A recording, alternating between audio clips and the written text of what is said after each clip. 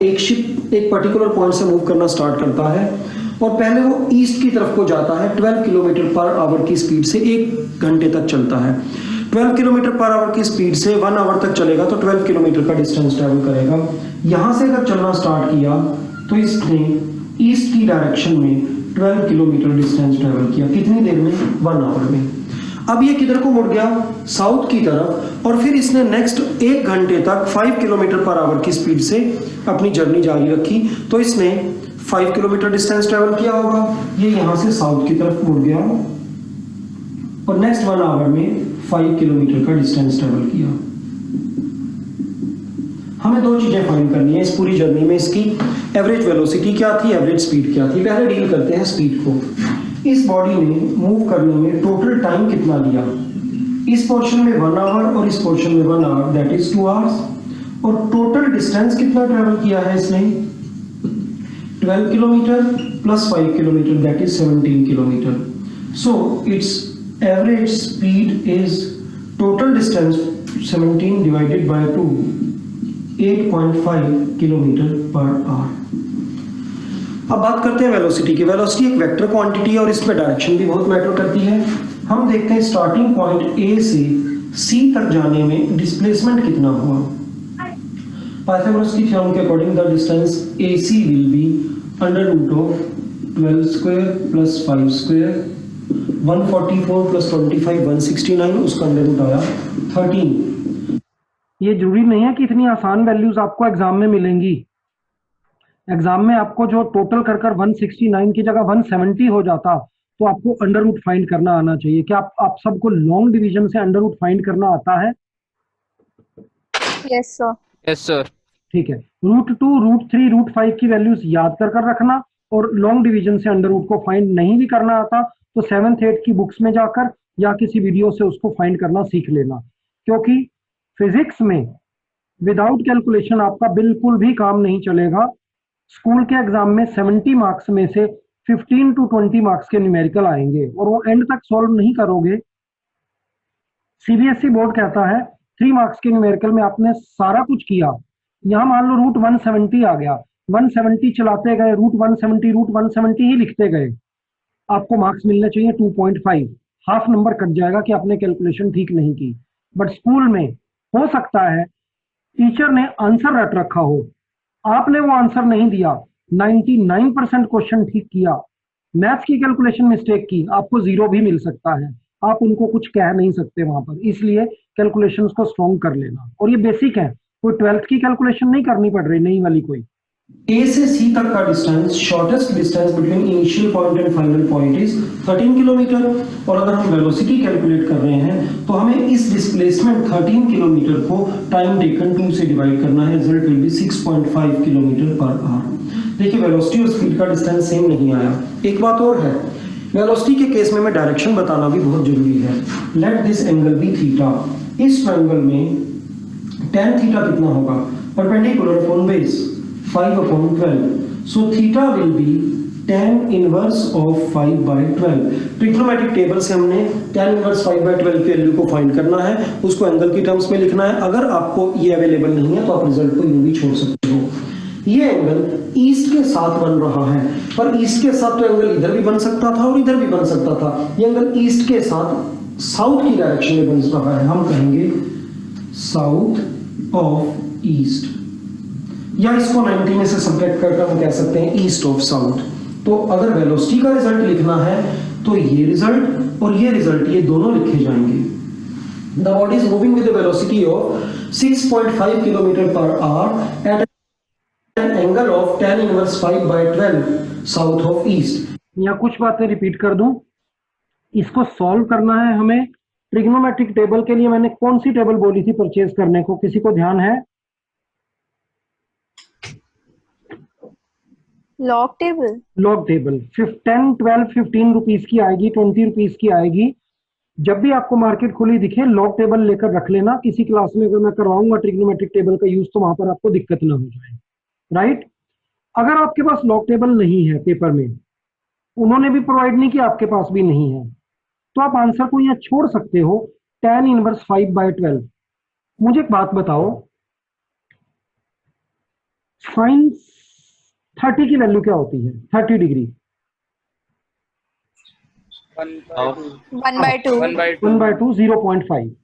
It means sine of any angle is a value, cos of any angle is a value, tan 347 is a value, cot 9 million is a value.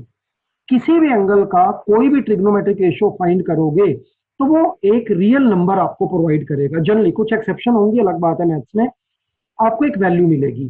तो angle in itself क्या होता है वो हमने पहले पढ़ा था, arc upon radius something. Trigonometric ratio के अंदर अगर एंगल लगा होगा तो वो एक वैल्यू होगी। ऑन द अदर हैंड, फिर से सुनना, sine 30 degree is equal to 0.5। Sine को इधर से उठाकर दूसरी तरफ ले जाओ, 30 degree is equal to 0.5 divided by sign.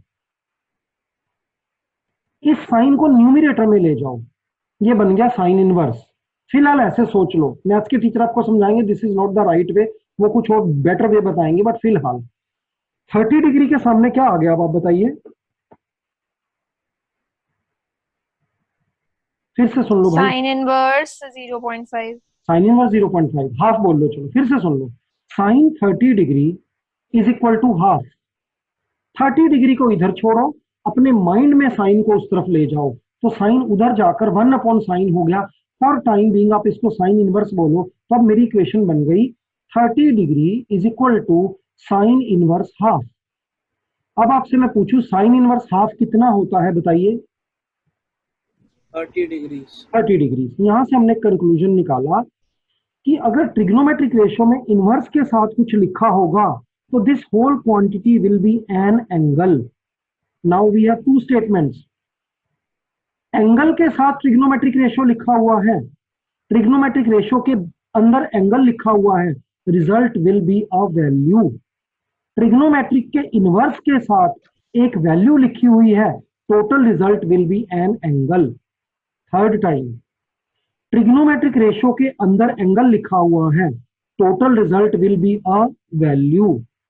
Trigonometric के इनवर्स के साथ अंदर वैल्यू लिखी हुई है, total result will be an angle. एक बच्चा रिपीट करो, कोई बच्चा पहली स्टेटमेंट रिपीट करो।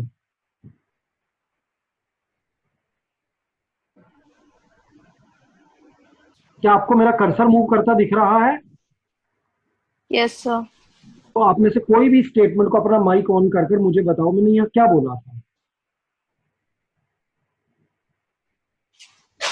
कि ट्रिग्नोमेट्रिक रेशियो के साथ अगर एंगल होगा then the result will be a value. Then this total result will be a value. मौली दूसरी स्टेटमेंट भी तुम ही बोल दो।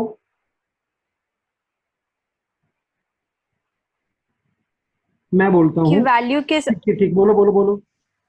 वैल्यू के साथ अगर इनवर्स ऑफ ट्रिग्नोमेट्रिक रेशियो होगा तो the answer will be an degree angle. Angle trigonometric ratio के इनवर्स के साथ वैल्यू लिखी होगी तो answer will be an angle. It means अभी आपको समझ आ रहा है या नहीं आ रहा, ये पूरी चीज एक एंगल है। ये दूसरी बात है कि हम इसको अपने कन्वीनियंट वे में 37 डिग्री 45 मिनट्स इस रूप में नहीं लिख पा रहे, but it is an angle, ये भी चलेगा। आपको 2.5 मार्क्स तो पक्का दिलवा देगा क्योंकि एक परफेक्ट एंगल है, 3 में से 3 मिलने चाहिए, बट ऐसा लिखने पर आपका टीचर आपके पूरे मार्क्स नहीं काट सकता, बट स्कूल में कुछ भी हो सकता है, इसलिए कोशिश करेंगे कि हम इसको सीखेंगे नेक्स्ट किसी क्लास में। अब फाइनली सुनिए, इस पूरी स्टोरी में बॉडी की जो स्पीड आई वो आई 8.5 और वेलोसिटी कितनी आई 6.5। तो हमने पाया कि वेलोसिटी स्पीड से थोड़ी सी कम निकली। हमेशा वेलोसिटी स्पीड से या तो कम होती है या इक्वल होती है। मान लो इस ऑब्जेक्ट ने सिर्फ और सिर्फ ये 12 किलोमीटर ट्रेवल किए होते 1 आवर में, तो इसका डिस्टेंस भी 12 होता, डिस्प्लेसमेंट भी 12 होती, टाइम दोनों केसेस में 1 आवर है, स्पीड भी 12 होती 12/1 और वेलोसिटी भी 12/1 यानी कि 12 होती। तो वेलोसिटी स्पीड के इक्वल हो सकती है या उससे कम हो सकती है, कभी भी वेलोसिटी स्पीड से ज्यादा नहीं हो सकती, क्योंकि ये जो डिस्प्लेसमेंट है ये डिस्टेंस से ट्रेंगल वाले केस में कम होगी, स्ट्रेट लाइन वाले केस में इक्वल होगी। स्पीड लिखते समय खाली रिजल्ट बताया जाता है magnitude this much metre per second, this much kilometre per our and so on. Velocity में आंसर तभी पूरा माना जाएगा जब मैग्नीट्यूड के अलावा साथ में एंगल भी लिखा जाएगा। So velocity was 6.5 kilometre. इतना एंगल ईस्ट के साथ इधर नहीं, इधर किस तरफ, साउथ की तरफ। तो इंग्लिश की पूरी स्टेटमेंट लिखनी है साउथ ऑफ ईस्ट। कुछ बच्चे इसको लिख देते हैं एस ई, कुछ लिख देते हैं ई एस। उनमें से एक ठीक होगा, एक गलत। हमें रिस्क नहीं लेना, एक भी नंबर हमें कम नहीं करवाना, हम पूरा ही लिखेंगे। ये ऑब्जेक्ट इतने किलोमीटर पर आवर की स्पीड वेलोसिटी से इतने एंगल पर ईस्ट के साउथ की डायरेक्शन में चलता जा रहा है। किसी को कुछ पूछना है तो बताइए। सर पहली स्टेटमेंट क्लियर नहीं थी, इसका थी कौन सी? tan inverse y by 2। तो उसको फिर से बोलता हूं। ये जो आपकी क्लास है ये भी कुछ दिन के बाद आफ्टर 1 वीक आपको नेट के ऊपर मिल जाती है। तुरंत इसलिए नहीं दी जाती क्योंकि बच्चे बुक से नहीं पढ़ते, फिर मेरी क्लास को पढ़ते हैं और अपना काम खत्म एसएल लोड़ा को साइड पे फेंक देते हैं। पूरा एसएल लोड़ा से पढ़िए, हफ्ते बाद आपको ये पूरी की पूरी क्लास भी मिलेगी, आप ताकि रिवीजन कर सके। आपका क्वेश्चन बीच में रोक कर मैं आपसे दो बातें डिस्कस कर लूं, पढ़ाई से रिलेटेड है। अपना अपना विचार बताओ, दो बच्चे मिनिमम आंसर जरूर देंगे, मैं तभी आगे बढ़ूंगा। क्वेश्चन है, मैं दो बार बोल रहा हूं, ट्रिग्नोमेट्रिक रेशियो के अंदर अगर एंगल है तो आंसर एक वैल्यू होगी। ट्रिग्नोमेट्रिक रेशियो के अंदर अगर एक एंगल है तो आंसर एक वैल्यू होगी। एक बार मैंने स्लो बोला, एक बार मैंने फास्ट। तुम्हारा क्या विचार है, किस समय व्यक्ति को समझ ज्यादा आता है?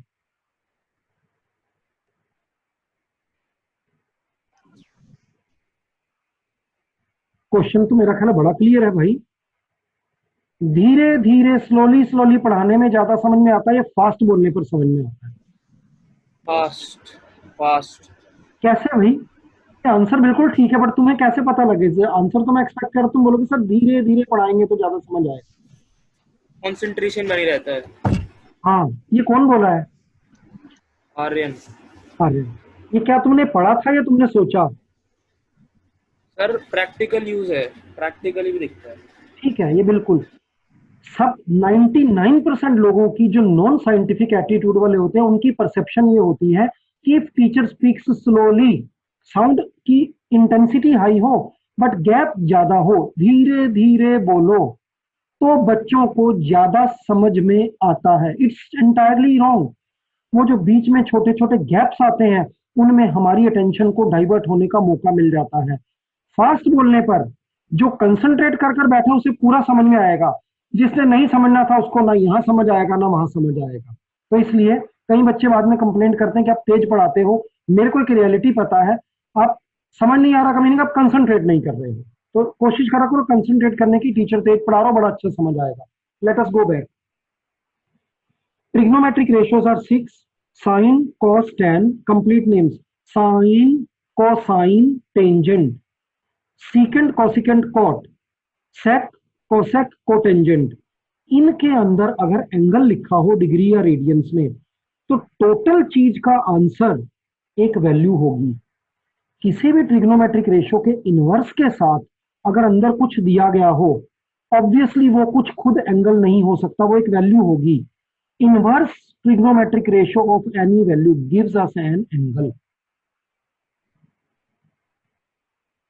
अब समझ में आई बात? Yes sir. नहीं भी आई, वीडियो एक हफ्ते बाद मिलेगी, बट आप घर जाकर मनन करना। मनन का नाम है हमारा, मनन एक स्टूडेंट में ना, मनन का मीनिंग होता है ponder over it, think over it, सोचना अपने दिमाग में, आपको अपने आप ये पॉइंट क्लियर होगा। वेलोसिटी लिखते समय हमें मैग्नीट्यूड के साथ साथ डायरेक्शन भी जरूर लिखनी है और डायरेक्शन में ऐसी ES वगैरह ना लिखकर प्रॉपर्ली डिफाइन करना है। वेलोसिटी स्पीड से आमतौर पर छोटी होती है। एक एक्सेप्शनल केस जब बॉडी केवल स्ट्रेट लाइन में चलती है तब वेलोसिटी स्पीड के इक्वल भी हो सकती है। Any other question? नहीं तो हम आगे बढ़े, चल रहे हैं हम आगे। ये था 7, अब चलेंगे 8 पर।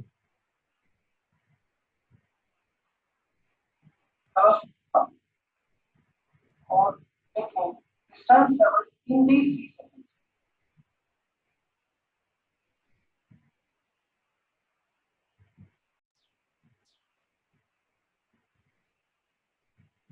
Non uniform motion.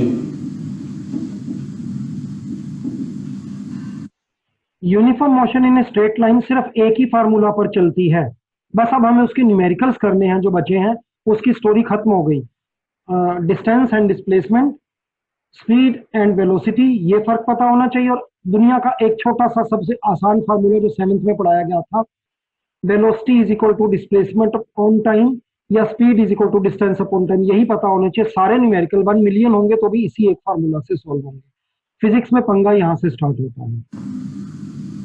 Non uniform motion का मतलब इक्वल इंटरवल ऑफ टाइम में बॉडी इक्वल डिस्टेंसेस ट्रेवल नहीं करेगी। अब अगर टाइम इंटरवल इक्वल है, सपोज कीजिए 3 सेकंड 3 सेकंड 3 सेकंड 3 सेकंड, हम ऑब्जर्वेशन लें हर 3 सेकंड के बाद, और देखें distance travelled in these 3 seconds, तो दो केसेस हो सकते हैं। पहले 3 सेकंड्स में बॉडी ने 5 मीटर ट्रेवल किया था, देन 7, फिर 9, फिर 11। एक केस ये भी हो सकता है 5, 7, 13, 13.1। फर्स्ट एंड सेकंड ऑब्जर्वेशन में कोई डिफरेंस दिख रहा है आपको? यस सर, क्या है वो डिफरेंस? कि बॉडी धीरे धीरे डिसेलरेट हो रही है, एक्सीलरेट हो रही है। और इसमें सेकंड में नहीं मैं सेकंड में जल्दी एक्सेलरेट हो रही है। जल्द। अच्छा, एक और कुछ कोई और ऑब्जर्वेशन देखिए इस लाइन और इस लाइन में। सर वो 5, 7 6 सेकंड्स के बाद 9, 11 6 सेकंड के बाद उसका इंटरवल कम ज्यादा हो गया। सर वो इंटरवल से इक्वल है फर्स्ट वाली लाइन में। हाँ, फाइनल है। आप सबने सेम चीज ऑब्जर्व किया, कह नहीं पा रहे हो, लेट मी स्पीक, कि इसमें 5 से 2, 7 से 2, 9 से 2 जो वेलोसिटी में इंक्रीज हो रहा था वो इक्वल था। इसमें 2, देन 6, देन 0.1। वेलोसिटी में इंक्रीज इक्वल नहीं है।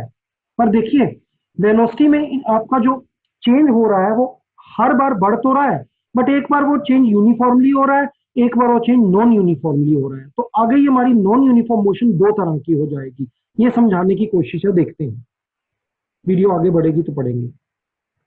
हालांकि सभी केसेस में डिस्टेंसेस इक्वल नहीं है, इसलिए दोनों की दोनों मोशन ही नॉन यूनिफॉर्म है।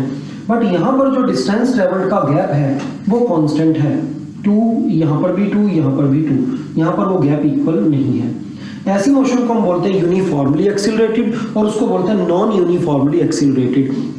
अगर बॉडी एक ही कांस्टेंट वेलोसिटी से चल रही होती, पिछली क्लास वाला केस होता, तब फर्स्ट 3 सेकंड में भी 5 मीटर ट्रेवल होते, नेक्स्ट 3 सेकंड में भी 5 ट्रेवल होते, इसमें भी 5 ट्रेवल होते।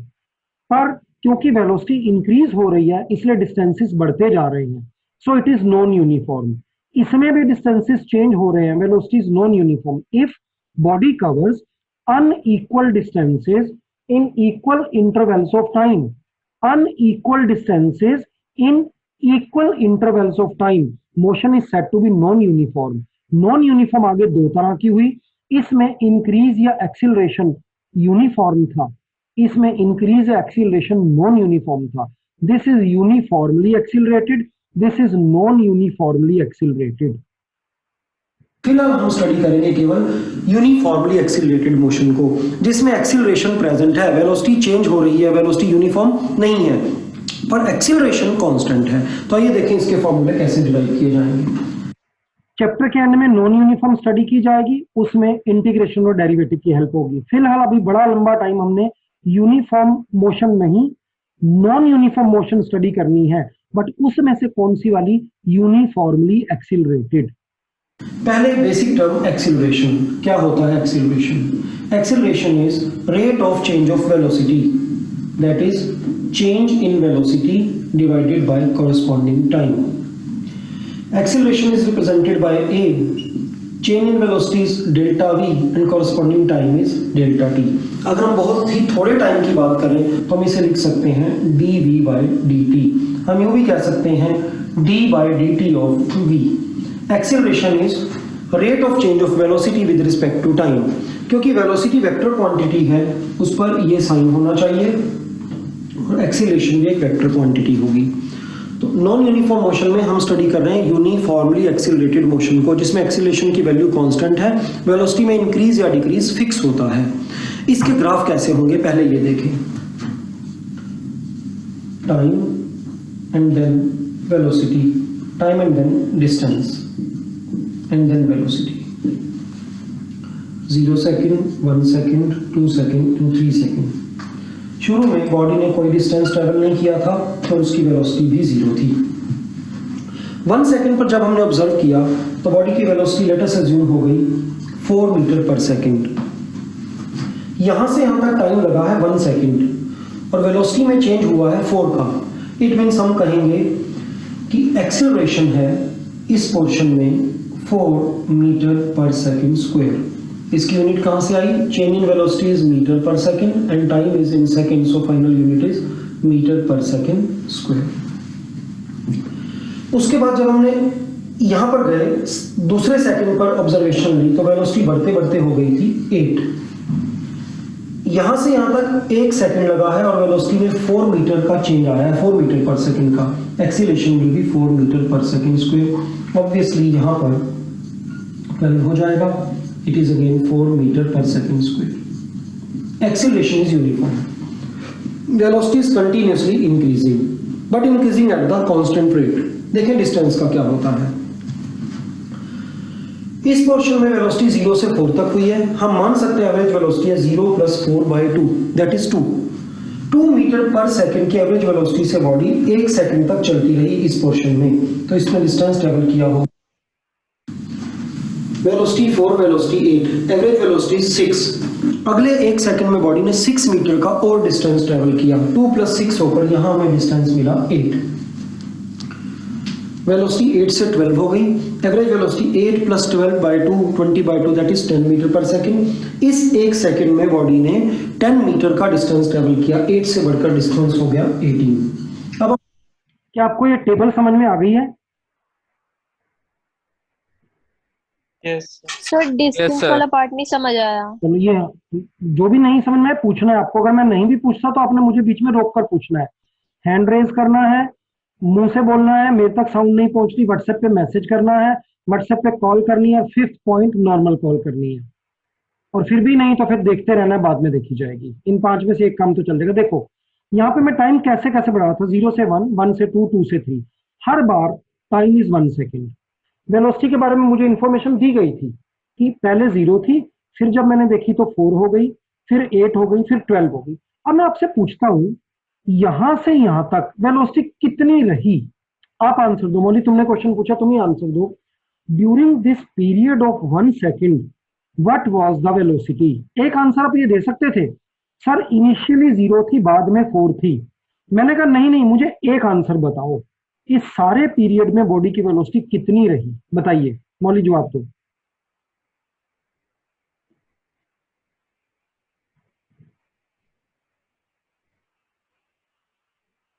सर 4 ही। नहीं सुनो, आपके 100 मार्क्स के 2 एग्जाम्स हुए। एक एग्जाम में आपके मार्क्स आए 60 और एक में आपके मार्क्स आए 80। मैंने आपसे पूछा मौली आपका एजुकेशन में लेवल क्या चल रहा है?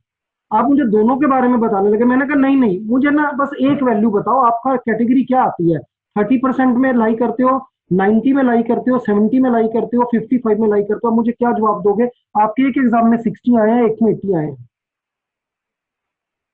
70 क्योंकि ऐड करके मीन निकालेंगे। एवरेज निकालेंगे, मीन निकालेंगे। हाँ जी। यहाँ पर मेरी जर्नी की शुरुआत में वेलोसिटी 0 थी। 1 सेकंड के बाद मैं मेरे इंस्ट्रूमेंट ने कहा वेलोसिटी 4 हो चुकी है। मैंने आपसे क्वेश्चन किया है during this journey of 1 second आपकी वेलोसिटी कितनी रही? एक आंसर दो। अब बताओ आपका क्या आंसर होगा? 2।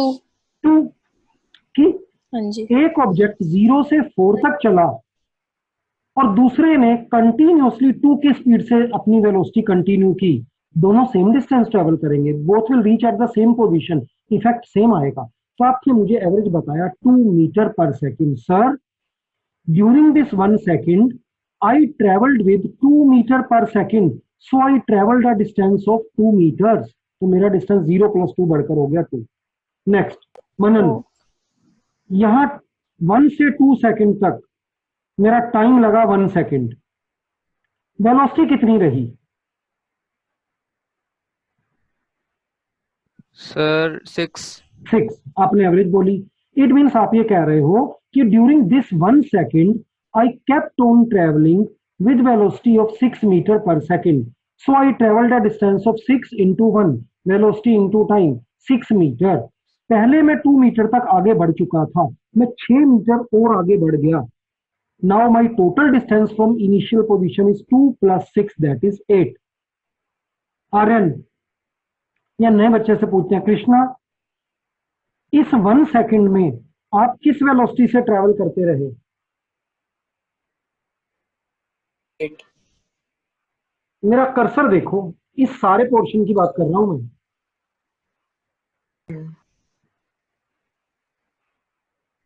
Aryan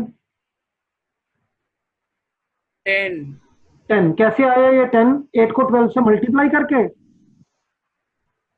8 + 12 divided by 2. तो कृष्णा भाई आपको इन दोनों का मीन निकालना है। 8 Yes. + 12 20 divided by 2 is 10। तो आप मुझे कहोगे during this 1 second I travel with velocity of 10 metre per second. 10 metre per second की वेलोसिटी टाइम 1, 10 इंटू 1 इज 10। मैंने 10 मीटर का डिस्टेंस ट्रेवल किया। मैं ओरिजिन से 8 मीटर पहले ही आगे आ गया था, अब 10 मीटर में और आगे आ गया, तो मैं कितने डिस्टेंस पर पहुंच गया? 18 मीटर पर। अब हमें इस सारी टेबल को ग्राफ्स में लेकर जाना है, और एक बीच में बात शुरू में हो गई थी, वेलोसिटी का चेंज 4, टाइम का चेंज 1, वेलोसिटी का चेंज 4, टाइम का change 1, 4/1 is 4 metre per second square. आगे चेंज ऑफ वेलोसिटी 4 से 8 तक का चेंज 4, टाइम 1 से 2 1, 4/1 इज 4। एक्सीलरेशन इन तीनों ही केसेस में सेम आ रहा है। वेलोसिटी इंक्रीज हो रही है, मोशन इज नॉन यूनिफॉर्म, पर एक्सीलरेशन कांस्टेंट है, it is uniformly accelerated. Confusion ये हो रही है कि यूनिफॉर्मली एक्सीलरेटेड में यूनिफॉर्म नाम का वर्ड आ रहा है, मोशन को नॉन यूनिफॉर्म बोल रहे हैं। यूनिफॉर्मली एक्सीलरेटेड में यूनिफॉर्म वर्ड का यूज हो रहा है, मोशन को नॉन यूनिफॉर्म बोल रहे हैं। ऐसा क्यों हो रहा है? एनीबॉडी? मैं क्वेश्चन फिर से रिपीट कर रहा हूं। यूनिफॉर्मली एक्सीलरेटेड मोशन में मोशन को नॉन यूनिफॉर्म बोल रहे हैं, क्यों? अब बताओ। अनइक्वल डिस्टेंस ट्रैवल कर रहा है, ठीक है, इक्वल इंटरवल्स ऑफ टाइम। ठीक है, एक तो बेसिक अनइक्वल डिस्टेंसेस ट्रैवल हो रहे हैं, पहले 2 फिर 6 फिर 10, time same 1 1 1, equal time but unequal distance, इसलिए मोशन नॉन यूनिफॉर्म है। मैं अपने क्वेश्चन को रिपीट कर रहा हूं, ये आंसर बिल्कुल ठीक था, इससे एक बेटर आंसर है, क्या कोई दे सकेगा? एक्सीलरेशन यूनिफॉर्म है but motion uniformly accelerated motion है। बीच में यूनिफॉर्म वर्ड आ रहा है, फिर भी मोशन के ऊपर हेडिंग में नॉन यूनिफॉर्म क्यों लिखा गया था? सर क्योंकि एक्सेलरेशन यूनिफॉर्म है, नहीं, रेट ऑफ चेंज ऑफ रुको रुको वेलोसिटी रुको सेम है। रुको रुको, क्योंकि एक्सीलरेशन है। द आंसर इज क्योंकि एक्सीलरेशन है। एक्सीलरेशन हो चाहे कम हो चाहे ज्यादा हो, चाहे नॉन यूनिफॉर्म हो चाहे यूनिफॉर्म हो, एक्सीलरेशन के होने का मतलब है कि वेलोसिटी में चेंजेस हो रहे हैं, मोशन इज नॉन यूनिफॉर्म। चाहे एक्सीलरेशन यूनिफॉर्म है, चाहे 15 दिन के बाद एक्सीलरेशन खुद नॉन यूनिफॉर्म हो जाए, ये दोनों ही वेलोसिटीज कैसी कहलाएंगी? Non uniform.